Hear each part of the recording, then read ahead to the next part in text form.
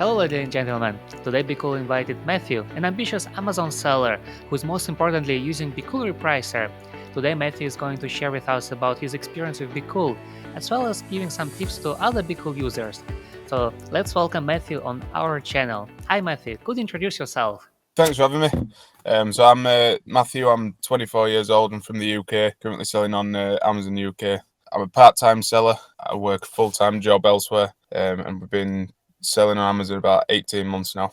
Okay, perfect. And can you tell us more about how did it all start? Yeah, so when I was working my full-time job, there was talk about taking us off a specific shift pattern, so we'd lose a bit of money. Basically, it was just a case of wanting to top that money back up with something on my own, so going through some YouTube videos, speaking to some people. Amazon FBA businesses seemed like a good way to go. Fairly hands-off, can be done from anywhere, so that's the route that we took. Okay, yeah, that's fantastic. And what kind of products do you sell on Amazon? Well, over the last 18 months, we've sort of dabbled in everything, trying to dip our toe in to different categories and to work out what works best for us. Over the last sort of 6 months or so, we've probably gone more down the beauty route, sort of the high-ticket beauty items, which seem to do us quite well. Perfumes are very good because they're hazmat, so it's sort of another hurdle that we jump over that other sellers potentially won't. We do some DIY tools, toys and games at Christmas. It sort of depends on the season as well, because we know Q4 is good for perfumes and toys and games, so we go down that route as well. Oh, but yeah, there's a lot of different items, different categories. Yeah. And So we don't focus on one specific niche. We do quite like I said before, the hazmat products. We find that quite a lot less sellers jump on those items for obvious reasons. all right, yeah, perfect. And do you mostly do online arbitrage or use other models as well? It's 100% online arbitrage. I think the first 2 weeks of selling on Amazon were the retail arbitrage, and then it went straight to online arbitrage. We like having the flexibility to sort of do it anywhere. We're not tied to certain stores in certain locations and opening times and stuff like that. So yeah, it's fully online arbitrage at the moment. All right, yeah, fantastic. And then can you tell us more about how did you start to use BQool Repricer? Yeah, so it was actually recommended to me from my mentor, who I believe you're actually having on in a couple of weeks. So I was using a different repricer to start with. It was working okay, but then since going to BQool, the different amount of features and the repricing is just so much better. So fully recommended by Chris, he's called, engineer of FBA. I don't have anything to shout out, so I thought I'd give him a shout out. Oh yeah, engineer of FBA, he's our Yeah, friend. So yeah, yeah. happy to hear that. And can you tell us how do you think BQool is different compared to other repricers? Well, the main one, the AI repricing, that's a big one for us. We use that for our aging products. So we get products in, we use our rule-based repricer for them, but the AI repricer is really, really effective for us when we're trying to sort of get rid of products fast. We set our minimum and maximums and let AI do the rest. The buy box percentages on those AI repricers are through the roof, so they really do work. I've got no idea how they work, but they do. And obviously, the graphs that you see on the main dashboard for the AI repricing, buy box wins, it proves it for you. Yeah, that's fantastic. And can you tell us how has BQool helped your Amazon business? Obviously, when we were starting, we were doing everything ourselves. It was buying, labeling, repricing, everything from the ground up. We were working on doing ourselves. And once business starts growing, you sort of realize that you have to outsource certain things. So about a year ago now, we were looking at outsourcing certain tasks like prep. We outsourced that, and then around August last year, because of the number of ASINs that we were getting in and sending to Amazon, the actual repricing of it were taking up that much time. So we looked at getting a reprice, and obviously the amount of time that it saves you is ridiculous. So you set your minimums and maximums, you set your rules. I say with BQool, if you want to set an AI repricer, it literally does everything for you. As long as you've got your minimums and maximums set to how you want them, that's all you need to do.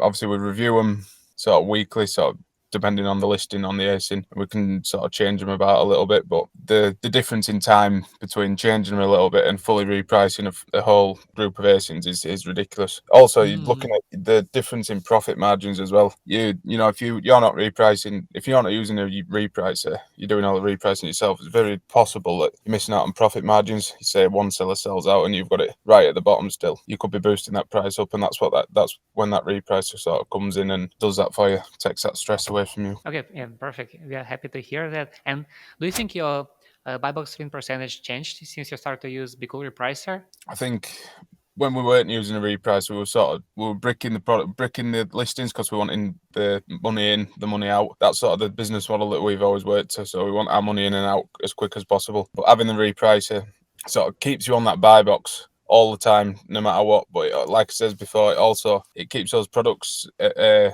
slightly higher price, which is obviously better for profit margins as well. So not only has our buy box percentage increased, but our profit margins have also increased, and ROI, everything. Oh yeah, that's good. And how about your total sales? Did it also increase since you started to use BQool Repricer? Yeah, so I think moved to BQool in February after speaking with Chris. And before then, we were doing sort of 8, 9, 10K months. In the last 2 months, we've done 17K. So we've nearly doubled. Obviously, there's more stock going in, but there's more stock getting sold as well, which is it's big help with BQool in the background doing its thing. Okay, perfect. And can you tell us more about your favorite BQool repricing rules? Yeah, so like I said before, we use the AI repricer for any aging listings that we sort of want to get rid of and try to either break even or make a small profit on that.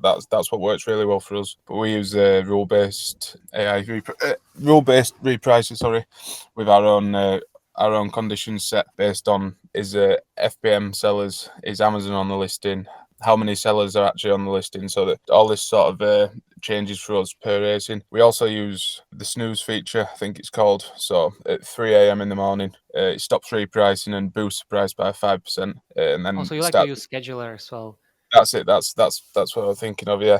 So 4 a.m. it starts repricing again, and we've found on some listings with the low sellers, this actually increases the prices for all the sellers on the listing. Like say there's 4 or 5 sellers, the likelihood is either 3 or 4 of them are using repricers, so their reprice will match the bottom buy box most of the time. So if I'm increasing my price, hopefully all them follow. So we found that really useful as well, just for again increasing those profit margins and ROI even further. Oh yeah, and also it help you to switch because sometimes you raise the price and other repricers start to also raise the price, other competitors, and Exactly. you Yeah. can like kind of like switch it up, right? And I heard that you use rule based a lot, right? Can you tell us more about like rule based? Like what kind of rules do you like to use there? Like what do you think in general about like our rule based and how's it been helpful for your Amazon business? Yeah, with the rule based stuff, it's like obviously once you've got that rule set, if you've got a ASIN that you want to apply that rule to, you can set it, and then you're away. All you've got to do is set your minimum and maximum, so it sort of takes all the stress away from having to decide what price you're working to, what ROI you're looking for. So you can set all that within your repricer. So your BQool repricer on that right hand side, all that data that you can input there, it all works towards that rule that you've made. I won't be able to go into my rule too much without having to open it up because I've left it that long now, just because I know it works. I can't even remember what I've set, but that's how good it is. You only really have to set it once until you've got it right.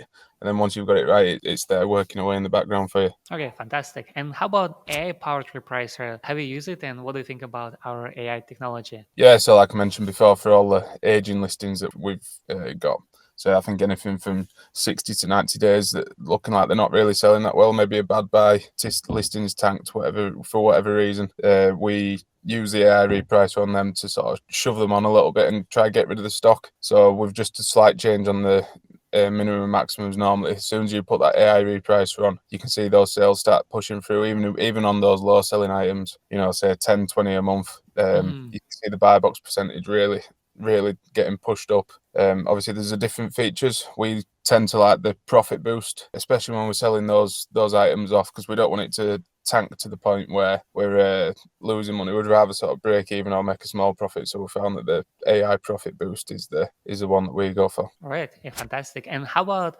conditional repricer? Did you have the chance to use it? No, that's one that we haven't used yet, but in the future, I think we will be using. As far as I'm aware, that's sort of scheduled, which will work on the aging listings. So that'll be something that we maybe use. So it automatically does it. So we're not having to go in and change the repricing rules based on how long it's been sat there. Right. And So it also can help you to switch your min prices or your ROI. For example, if the item is being not selling for like some time, it will help you yeah, to switch. So it's quite helpful as well. yeah, exactly. It's just even more hands off. So yeah, that will be something that we'll be looking at in the future. So outsource even more, I suppose. Okay, that's great. And what kind of features do you like in our BQool Repricer? Because you mentioned that you like scheduler, and is there like any other features you like? I like the dashboard. Obviously, the dashboard, it shows you the sales and the AI buy box wins, rule-based buy box wins. So it's quite good to see it graphically, sort of visually, how the reprice is working and how well it's working. So yeah, that's really good. Like I say, the scheduler, that's one of my favourite features on the repricer. That's probably made us hundreds of pounds in extra profit just by flicking a switch. Essentially, it literally takes five seconds to turn it on, set your time that you want to turn it off, and then turn it back on. So yeah, that is one of my favourite features. I like how easy it is to get your head around as well. After maybe 20 minutes sort of working your way around the website, you can sort of get your head around it and have all your settings set up so that as soon as a ASIN or SKU lands in that BQool Repricer, it's already there with a rule based set to it, which I really like as well. And then it's just down to inputting cost, minimum price, maximum price. But even with that, there's a bulk upload tool which we'd use, and that really helps as well. Yeah, that's good to hear. And when you start to use our BQool Repricer, did you face any challenges? And if you did, how did you solve it? Like I say, it maybe 10-20 minutes sort of look around the website, but engineer of FBA Chris, he sort of helped me through the initial setup of it, which really helped me. Sorry.